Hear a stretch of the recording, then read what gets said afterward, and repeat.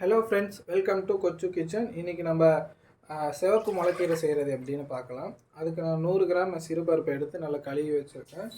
அது நம்ம வந்து கடாயில் ஆட் பண்ணிடலாம். 100 கிராம் சிறுபருப்புக்கு 4 டம்ளர் தண்ணி ஊற்றி அதை வேக வைக்கிறேன். பருப்பு வேகட்டும். பருப்பு வேகிற நேரத்துக்கு நம்ம இதை தேங்காய் அரைச்சி எடுத்துக்கலாம். நான் அரை முறி தேங்காய், 1/4 ஸ்பூன் மஞ்சள்தூள், கொஞ்சமாக ஜீரகம், 1/4 ஸ்பூன் மிளகாத்தூள், ஒரு 4 பல்லு பூண்டு எடுத்திருக்கேன். இதை நம்ம மிக்சியில் போட்டு நல்லா அரைச்சி எடுத்துக்கலாம். பருப்பு இப்போ நல்லா வெந்துடுச்சு. நம்ம கீரை வேக விடுறதுக்காக ஒரு 2 டம்ளர் தண்ணி ஊற்றிக்கலாம். ஒரு மீடியம் சைஸ் தக்காளி, மீடியம் சைஸ் பச்சை மிளகாய் அரிஞ்சு வச்சுருக்கேன். இதை ஆட் பண்ணிடலாம். கீரையை நல்லா கழுவி நம்ம இப்போ இதில் ஆட் பண்ணிடலாம்.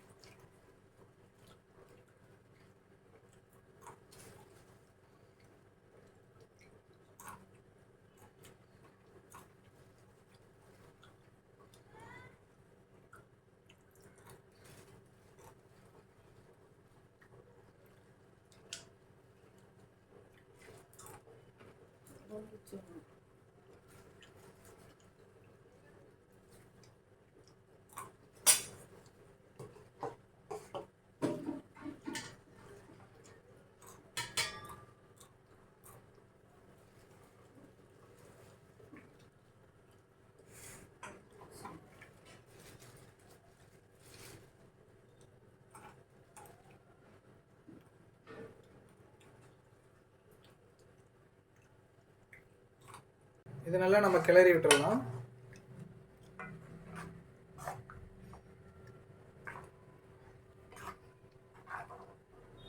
ஓகே, இப்போ இது நல்லா கொதிக்கட்டும். கீரை வேகிறதுக்கு ஒரு 15 நிமிஷம் போல் இதை நல்லா கொதிக்க விட்டு வேக வைப்போம்.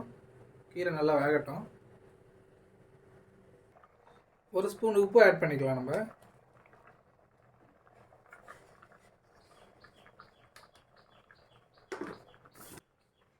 டேஸ்ட் பார்த்துட்டு உங்களுக்கு தேவையான அளவுக்கு நீங்கள் உப்பு வந்து போட்டுக்கலாம். வேணும்னா எக்ஸ்ட்ரா உப்பு போட்டுக்கலாம்.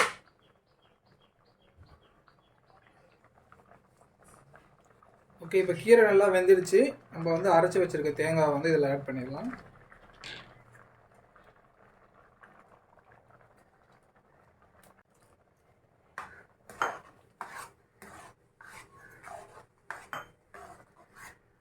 தேங்காய் ஆட் பண்ணி லைட்டாக தண்ணி ஊற்றிக்கலாம். அப்புறம் இதை வந்து பச்சை வாசனை போகிற அளவுக்கு நல்லா இது கொதிக்க விட்டுடலாம். அவ்வளோதான் ஃப்ரெண்ட்ஸ், இது நல்லா கொதித்து பச்சை வாசனைலாம் போய் சூப்பராக வந்திருக்கு கீரை குழம்பு. இப்போ நம்ம வந்து கடுகு தாளித்து இதில் ஆட் பண்ணிக்கலாம். தாளித்த கடுகு ஊற்றிடலாம்.